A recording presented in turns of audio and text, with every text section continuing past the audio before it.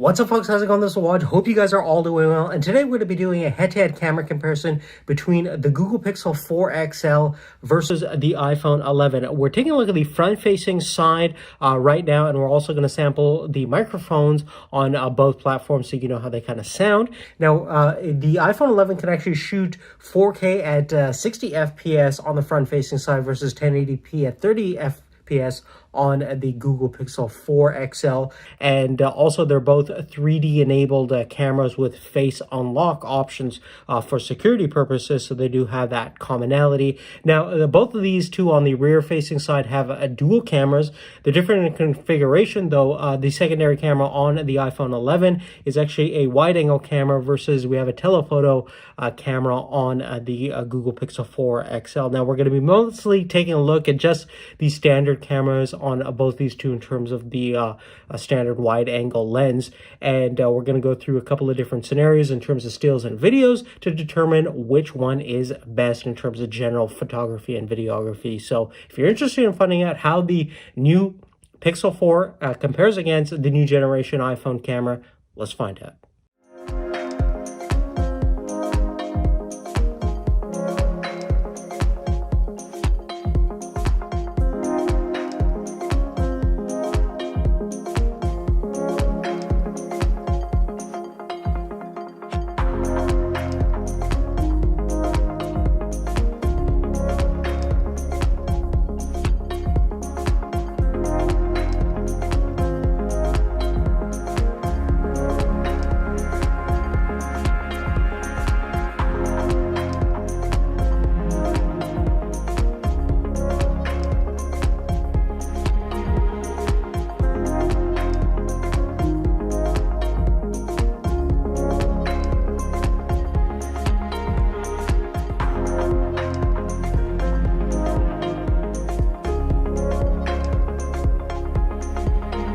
Okay, so far my initial impressions are, in terms of actual sharpness, clarity, and definition, certainly the Pixel 4 is definitely edging beyond what the iPhone 11 can do right now. Most of the shots on the iPhone 11 look absolutely great, but they are softer in terms of fine detail compared to what the Pixel is delivering straight out of the box. Now, certainly you can post-sharpen the iPhone 11 to make it look a little bit more similar to the results that we're getting on the Pixel, but straight just out of the camera, looking at the photos themselves, the Pixel 4 renders out a little bit more detail and clarity. Now, they're both the exact same resolution in terms of 12 megapixel stills, but we can definitely see that there's a higher contrast ratio where the highlights and shadows are a little bit more vibrant on the Pixel, but we're still retaining most of the shadow and highlight detail, which is really important. Now, much like the original Pixel 3, the Pixel 4 also has a better portrait mode,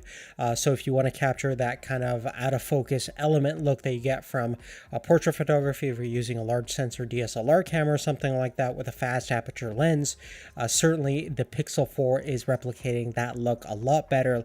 Looks way more realistic than some of the examples that I shot with the iPhone 11, which its targeting system isn't really great in terms of capturing the subject in focus and having a nice natural fall off into a blurry background. Typically, you can get some really nasty results from the iPhone 11 versus pretty much everything I shot with the Pixel 4 looked pretty good and pretty natural in terms of portrait photography.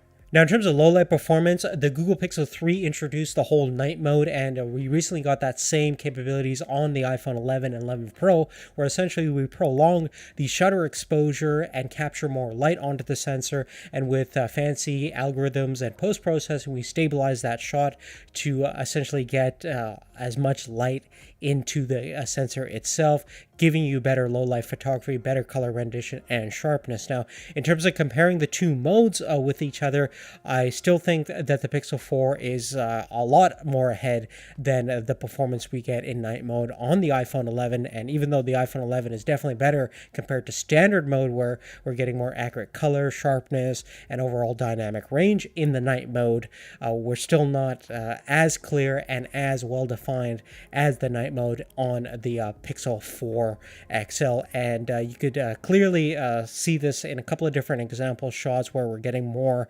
dynamic range in the shadow details on the tree, for example, in this specific outdoor scene, and general less noise and better clarity and sharpness like we do in the standard still modes as well. So in terms of low light photography, the Pixel is still king in this department. Now in terms of the video capabilities itself, we're looking at 4K capturing capabilities on both platforms, 30 FPS on the Pixel 4 versus 60 FPS on the iPhone. So in terms of frame rate, the iPhone definitely has that beat. The other thing too is we can do faster slow motion at 240 frames per second with the iPhone versus we're looking at 120 frames per second on the Pixel 4. In terms of clarity and sharpness, color rendition, we're actually getting on average really great results on both platforms where there's no inherent benefit on one over the other, although we do see sometimes sharper overall clarity on the Pixel. I don't think it's a significant margin, and both are going to deliver some fantastic looking video footage,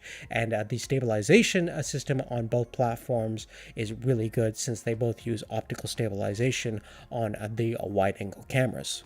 But really, on that, guys, that's really it. Definitely love to hear your thoughts. Now, we're going to also be doing a couple other comparisons with the 4XL from Google. And namely, we're working on a battery test right now. So definitely stay tuned to the channel or click on the card once that video becomes available. Love to know what you guys think has the best smartphone camera that's available right now. I certainly think that the Pixel 4 is the next standard and kind of a great benchmark for how great a smartphone camera is right now. And for any of you guys that are interested in seeing how it compares against a real camera, I always love to make those videos, so let me know definitely for that. But other than that, we'll see you later. Take care.